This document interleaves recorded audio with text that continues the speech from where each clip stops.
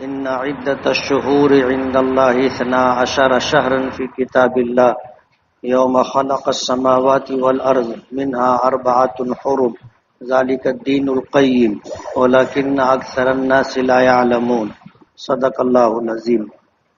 بزرگان محترم اور عزیز دوستو،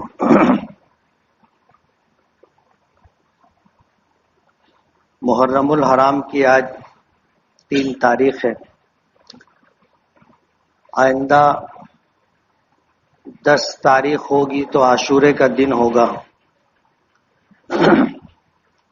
دنیا ایسا سمجھتی ہے کہ عاشورے کی فضیلت بعد میں آئی، جبکہ قرآن و حدیث کے دیکھنے سے یہ بات معلوم ہوتی ہے کہ اللہ تعالیٰ نے جب یہ دنیا بنائی تھی اسی وقت اللہ پاک نے کچھ باتیں طے فرما دی تھی۔ قرآن کریم کی جس آیت کی میں نے دعوت کی ہے، اللہ پاک فرماتے ہیں کہ اللہ کے نزدیک 12 مہینے ہوں گے سال کے، اور یہ چیز لوح محفوظ میں لکھی ہوئی ہے، اور یہ تقسیم بعد کی نہیں ہے، بلکہ جس دن اللہ پاک نے آسمان و زمین کو پیدا فرمایا تھا اسی وقت یہ فیصلہ فرما دیا تھا۔ سال کے 12 مہینوں میں رمضان المبارک کی اپنی ایک فضیلت ہے۔ مہینوں میں جمعہ کے دن کو اللہ پاک نے فضیلت دی ہے، اور عاشورہ محرم کی فضیلت بھی اسی وقت سے۔ حضرت آدم علیہ نبینا علیہ الصلاۃ والسلام کو اللہ پاک نے جنت سے اتارا، زمین پر بھیجا۔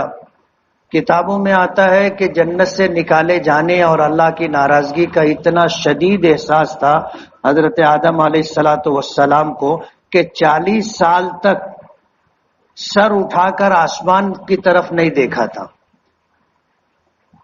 اور اتنا روئے تھے کہ اگر ان کے آنسو ترازو کے ایک پلڑے میں رکھ دیے جائیں اور دوسرے پلڑے میں ساری دنیا کے انسانوں کے آنسو رکھ دیے جائیں تو حضرت آدم علیہ الصلاۃ والسلام کے آنسوؤں کا پلڑا جھک جائے گا۔ اللہ نے عمر بھی بہت لمبی دی تھی، بہت لمبی عمر دی تھی، 1000 سال سے زیادہ اللہ نے عمر عطا کی تھی، اور جنت دیکھ کر کے حضرت آدم آئے تھے، اور اللہ تعالیٰ کے حکم کی ایک ادنا سی تعمیل میں کوتاہی کی وجہ سے اللہ پاک نے جنت سے نکالا تھا، زمین پر اتار دیا تھا۔ جنت اور جنت کی نعمتیں دیکھنے کے بعد اس سے محروم کر دیا جانا، اور سبب اس کا یہ کہ ایک کوتاہی کہو یا بھول کہو، اللہ پاک کی طرف سے مواخذے کا ہو جانا، یہ اتنا شدید احساس تھا کہ حضرت آدم علیہ الصلاۃ والسلام نے ندامت اور شرمندگی کی وجہ سے 40 سال تک سر اوپر نہیں اٹھایا تھا۔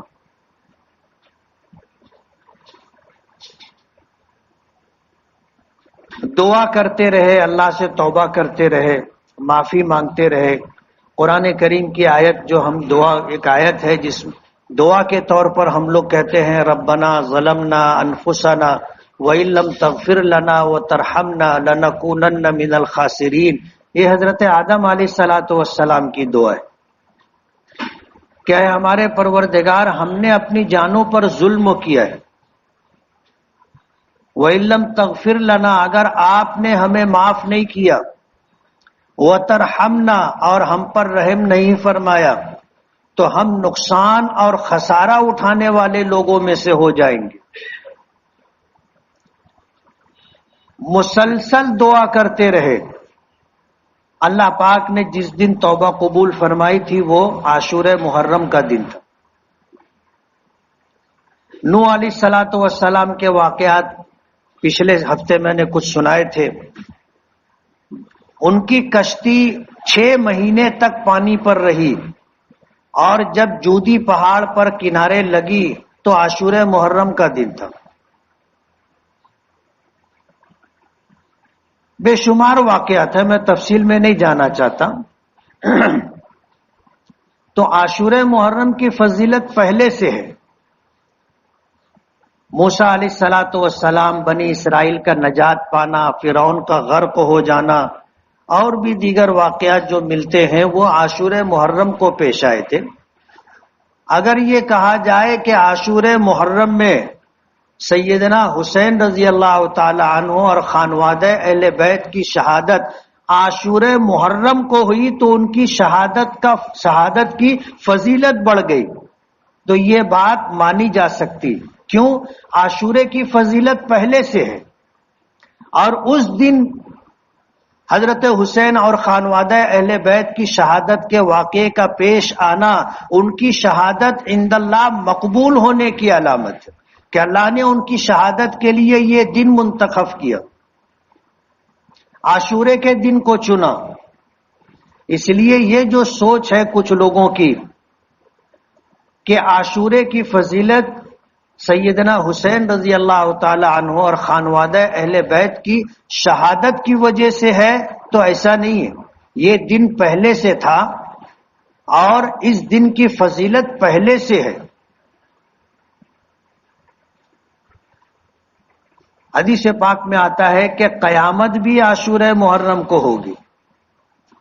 جب یہ دنیا اللہ پاک ختم کریں گے، اس کا نظام درہم برہم ہوگا، تو وہ دن بھی عاشورہ محرم کا ہوگا اور جمعہ کا دن ہوگا. اور اتفاق کہیے کہ یہ جو عاشورے کا دن آ رہا ہے یہ بھی جمعہ کو ہے. اس سے پہلے بھی کئی اس طرح کے عاشورے کی تاریخ جمعہ کے دن واقع ہو چکی ہے. تو اللہ پاک نے سال کے 12 مہینے بنائے. ان عدت الشہور عند اللہ 12 شہرا فی کتاب اللہ، کہ لوح محفوظ میں اللہ کے نزدیک سال کے مہینوں کی تعداد 12 ہے، اور یہ چیز لوح محفوظ میں لکھی ہے.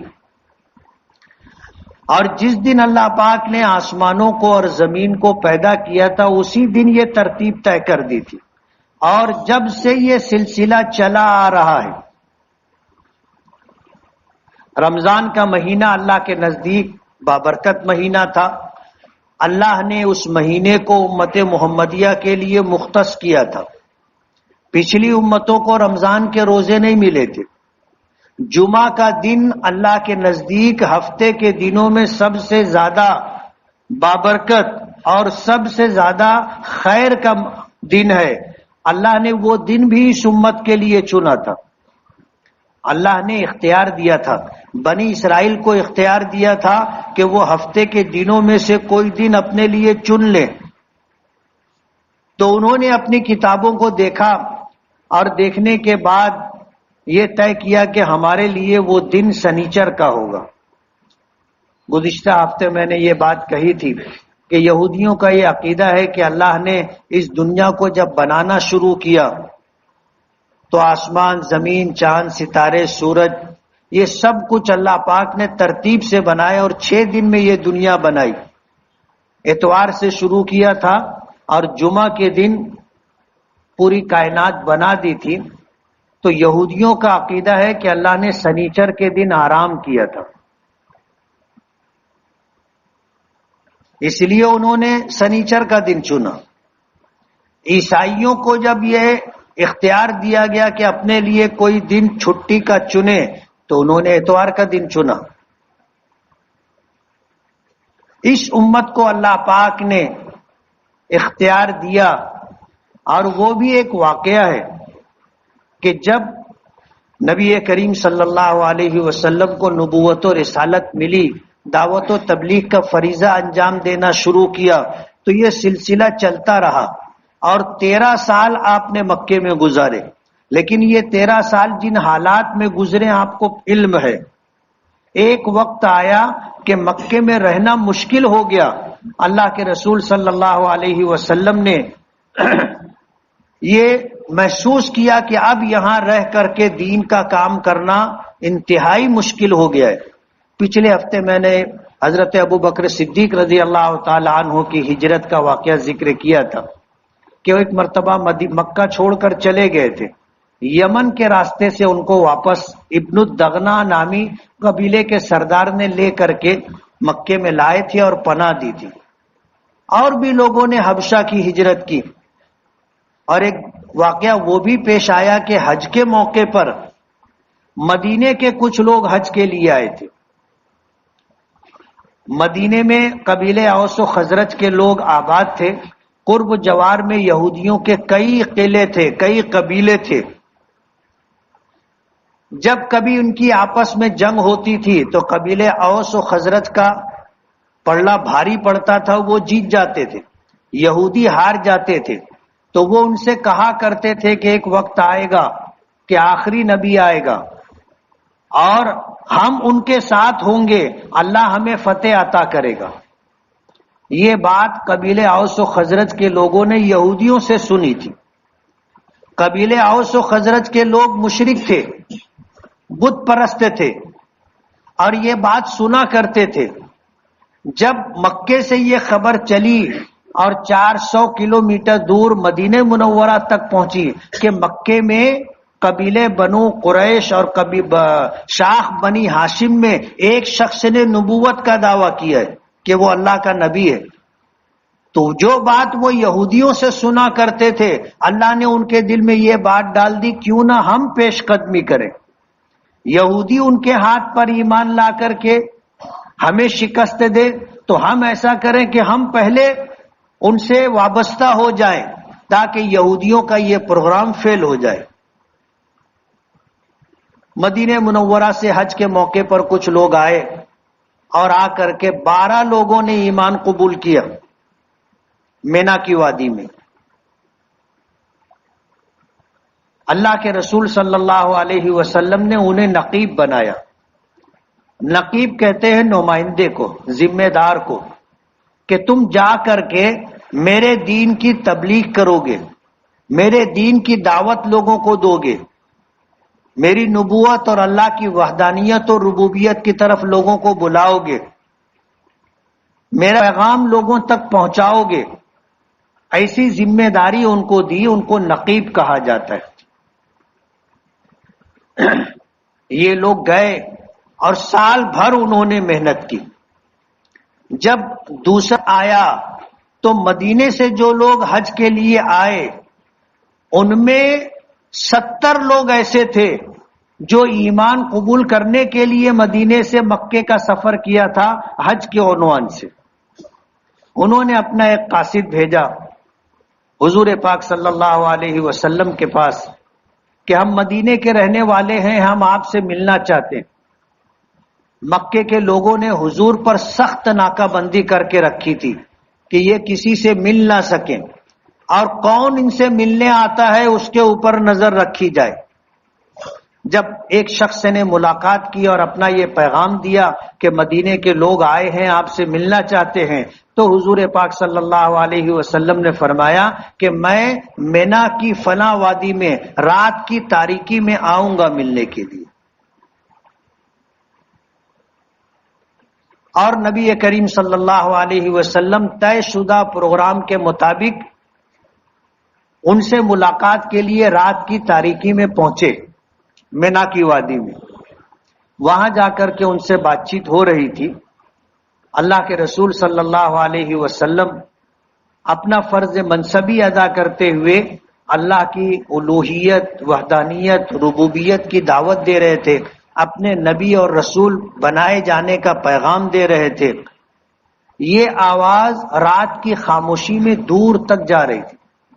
حضرت حمزہ رضی اللہ تعالی عنہ نے کہیں مینا کی وادی میں تھے، ان کے کانوں تک یہ آواز پہنچی تو وہ چونک گئے کہ یہ تو بھتیجے محمد کی آواز صلی اللہ علیہ وسلم۔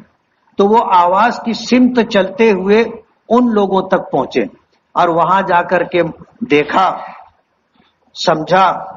مدینے کے لوگوں نے مکے والوں کی تکلیف کے پیش نظر حضور کو دعوت دی کہ آپ ہجرت کر کے مدینہ تشریف لے آئے۔ حضرت حمزہ رضی اللہ تعالی عنہ نے کہا کہ تم سوچ لو کیا کہہ رہے ہو، اگر تم نے اس بات کی دعوت دی ہے اور اللہ کے نبی نے اگر اس دعوت کو قبول کر لیا تو یہ سمجھ لو کہ پورا عرب ایک کمان ہو کر کے تمہارے خلاف رہے گا۔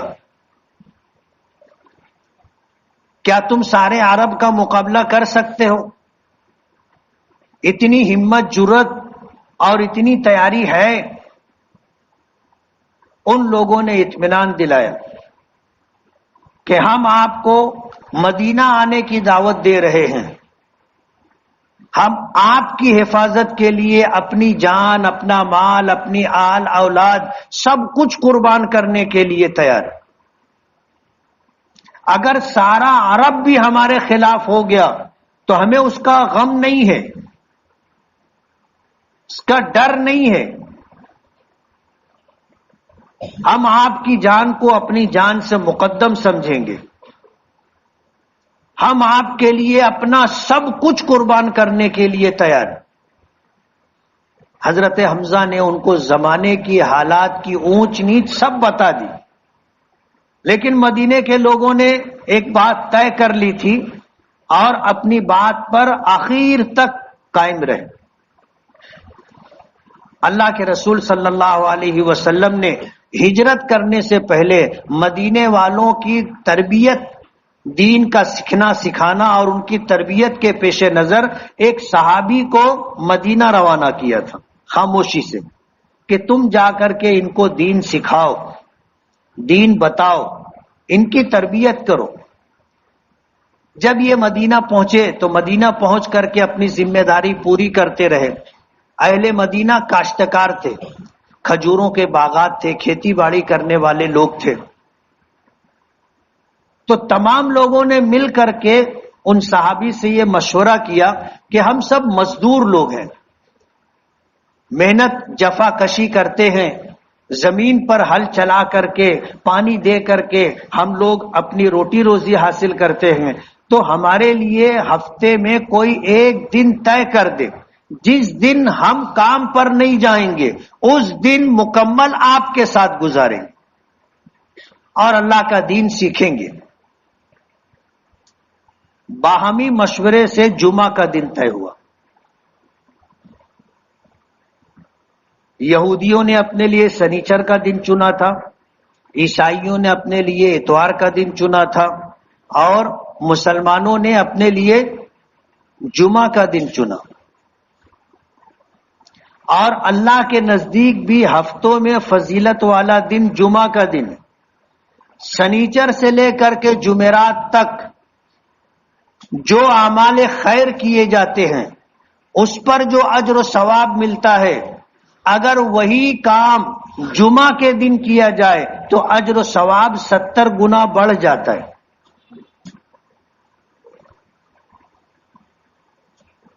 چھ دنوں میں اور جمعہ میں یہ فرق ہے۔ آپ اندازہ کریں کہ رمضان المبارک کو 11 مہینوں کے مقابلے میں جو فضیلت حاصل ہے، کہ 11 مہینے میں جو اعمال کیے جاتے ہیں اگر وہ اعمال رمضان المبارک میں کیے جائیں تو ایک نفل کا ثواب فرض کے برابر ہوتا ہے، اور ایک فرض کا ثواب 70 فرض کے برابر ہوتا ہے۔ اور اگر جمعہ کا دن رمضان المبارک میں آ جائے تو آپ اسے پھر 70 سے ضرب دے لیں، اجر و ثواب اتنا بڑھتا ہے۔ اور یہ فضیلت اللہ پاک نے اس امت کو عطا کی۔ میں نے کبھی یہ بات کہی تھی کہ یہ اللہ کا انصاف ہے۔ حضرت آدم کی عمر 1000 سال سے زیادہ تھی، اور جیسے جیسے زمانہ گزرتا گیا عمریں کم ہوتی گئی۔ حضور پاک صلی اللہ علیہ وسلم نے فرمایا کہ میری امت کی اوسطاً عمر 60-70 سال، اعمار امتی ما بین 60 و 70، میری امت کی اوسطاً عمر 60-70 سال۔ اور 60 سال میں آدمی کیا ہو جاتا ہے آپ کو پتہ ہے؟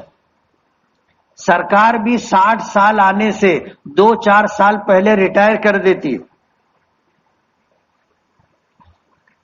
یعنی یہ فیصلہ ہو چکا کہ اب یہ آدمی کام کا نہیں رہا۔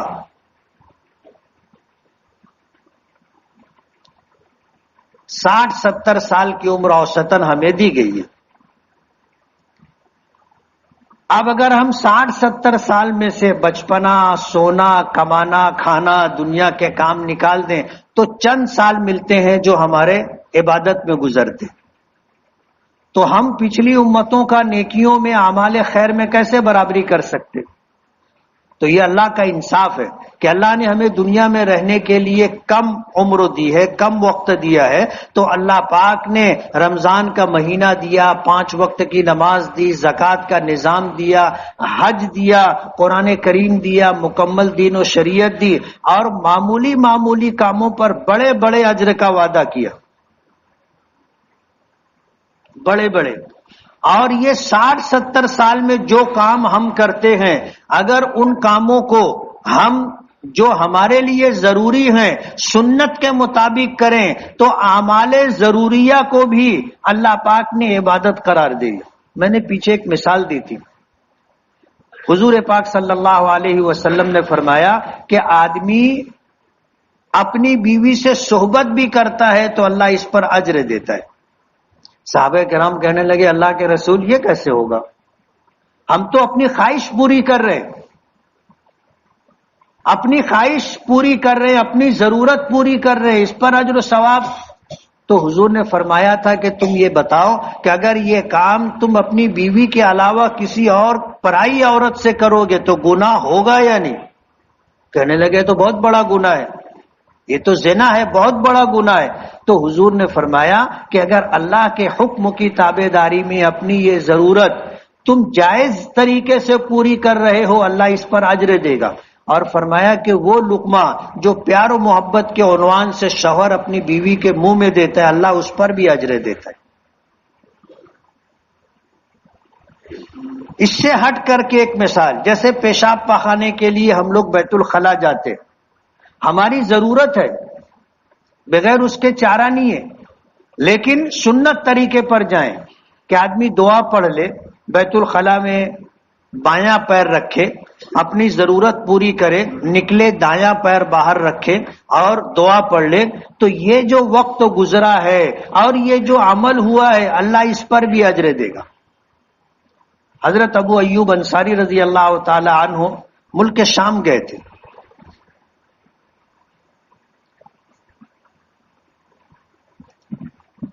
حضرت ابو ایوب انصاری رضی اللہ تعالی عنہ جب گئے تھے اور اس موقع پر انہوں نے وہاں پر پیشاب کی حاجت تھی، بیت الخلا کا راستہ پوچھا، کسی نے بتایا، گئے وہاں دیکھا کہ بھانڈا جو تھا وہ قبلہ رخ تھا، تو وہ واپس ہو گئے۔ تو کسی نے کہا کہ تم نے اپنی ضرورت پوری نہیں کی، کہا کہ بھانڈا قبلہ رخ ہے اور قبلہ رخ ہو کر کے یا قبلے کی طرف پیٹ کر کے پیشاب پاخانہ کرنے سے ہمیں منع کیا گیا۔ تو وہاں کے لوگوں نے کہا تھا کہ کیا تمہارے پیغمبر نے تم کو پیشاب پاخانہ کرنے کا طریقہ بھی بتایا ہے؟ کہنے لگے ہاں، ہمارے نبی نے ہم کو پیشاب پاخانہ کرنے کا بھی طریقہ بتایا ہے کہ اگر پیشاب پاخانہ کرنا ہو تو کیسے؟ دنیا کی کسی شریعت، کسی دین دھرم میں آپ کو یہ بات نہیں ملے گی۔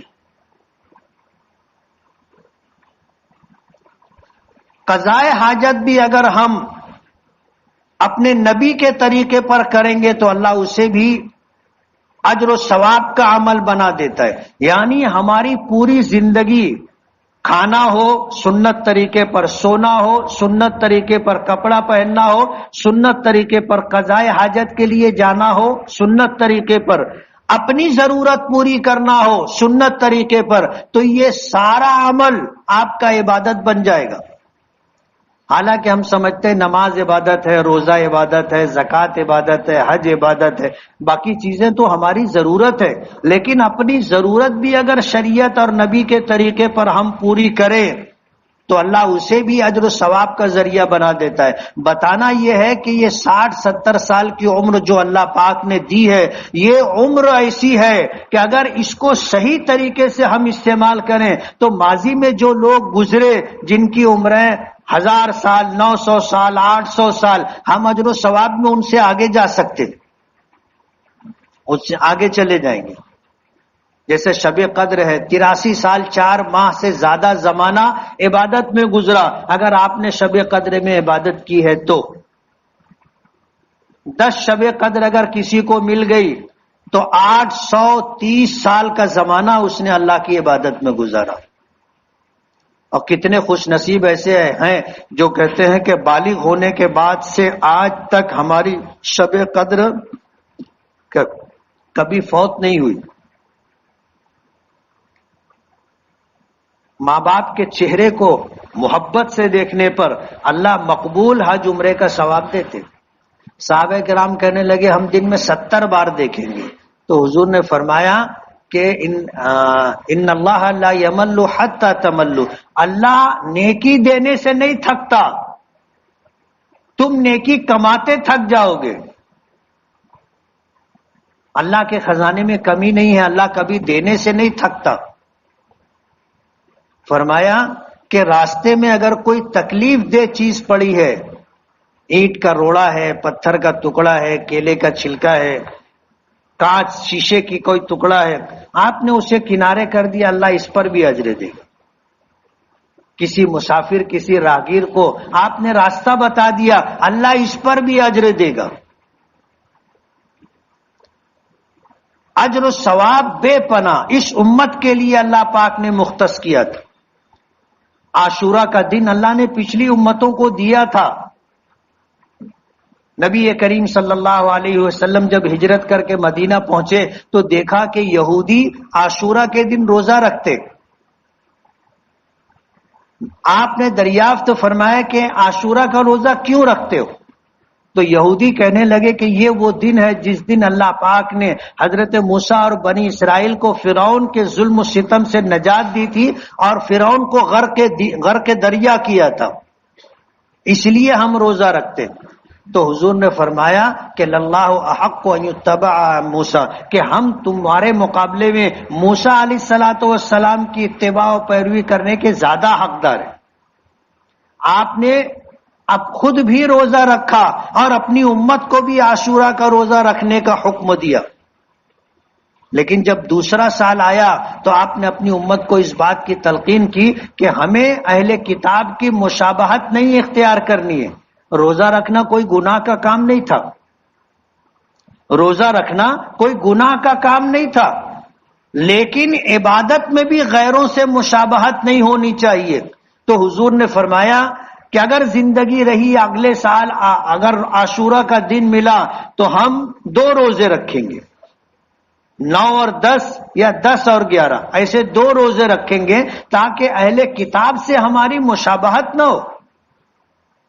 عبادت جیسے کاموں میں بھی ان کی مشابہت حضور نے پسند نہیں فرمائی، منع کیا اور عملی طور پر تلقین کی کہ آنے والے سال اگر عاشورہ کا دن ہمیں ملا تو ہم 1 نہیں 2 روزے رکھیں گے تاکہ اہل کتاب کی مشابہت نہ ہو.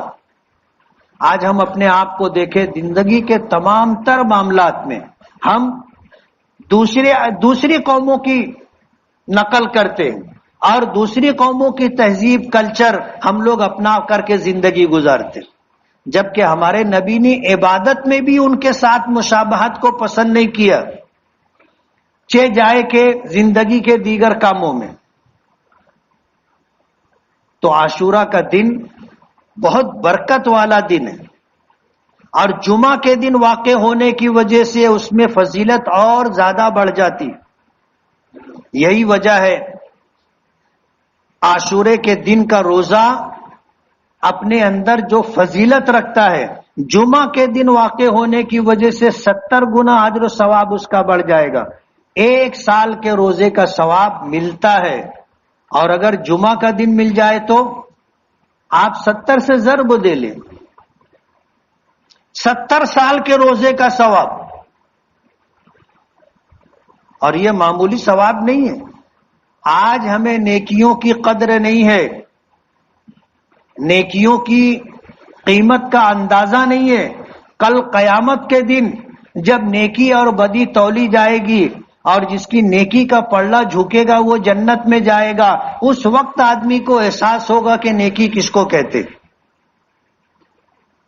واقعات بڑے عجیب و غریب ہیں. ایک ایک نیکی پر آدمی رک جائے گا اور ایک نیکی دینے پر آدمی پاس ہو گئے، جنت میں چلا جائے گا. کیوں؟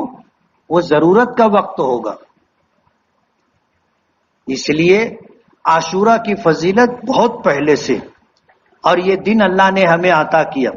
ہفتہ بھر ہے، ہم میں سے پتہ نہیں کون زندہ رہتا ہے، کس کا بلانا آتا ہے، لیکن نیت کر کے رکھیں، نیت کر کے رکھیں کہ عاشورہ کا روزہ رکھیں گے. زندگی نہیں رہی، نیت کا ثواب اللہ پاک دے دیں گے. نیت اگر ہم نے کر لی ہے اور عمر نے وفا نہیں کی اور جمعہ کا دن آنے سے پہلے بلاوا آ گیا، ہم نے روزہ رکھنے کی نیت کی تھی، بغیر روزہ رکھے اللہ پاک روزے کا ثواب دیں گے. اور یہ اس امت کے لیے، پچھلی امتوں کے لیے یہ بات نہیں تھی، اس امت کے لیے اللہ پاک نے یہ گنجائش رکھی. اس لیے آنے والا جمعہ کا دن عاشورہ کا دن ہے، ہمیں اس دن روزے کا اہتمام کرنا ہے. اور نفل روزہ ایسے بھی اکیلے جمعہ کے دن رکھنا منع ہے.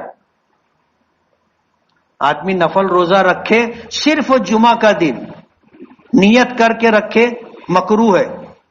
حضور پاک صلی اللہ علیہ وسلم نے منع فرمایا، اگر نفل روزہ رکھنا ہے، اور یہ عاشورے کا روزہ ہم پر پہلے فرض تھا جب تک رمضان کے روزے فرض نہیں ہوئے تھے. جب رمضان کے روزے فرض ہوئے تو اس کی فرضیت ختم ہو گئی، اب وہ نفل ہو گیا. جمعہ کا دن کا روزہ ہے، ایسے بھی ہمیں ایک دن ملانا ہے، اور حضور نے ملانے کے لیے کہا عاشورہ کے روزے کے ساتھ. تو جمعرات جمعہ یا جمعہ اور سنیچر، ایسے 2 دن کا روزہ ہمیں رکھنا ہے. رکھیں گے نا؟ اللہ ہمیں عمل کی توفیق دے. وآخر دعوانا ان الحمدللہ رب العالمین. جن ساتھیوں نے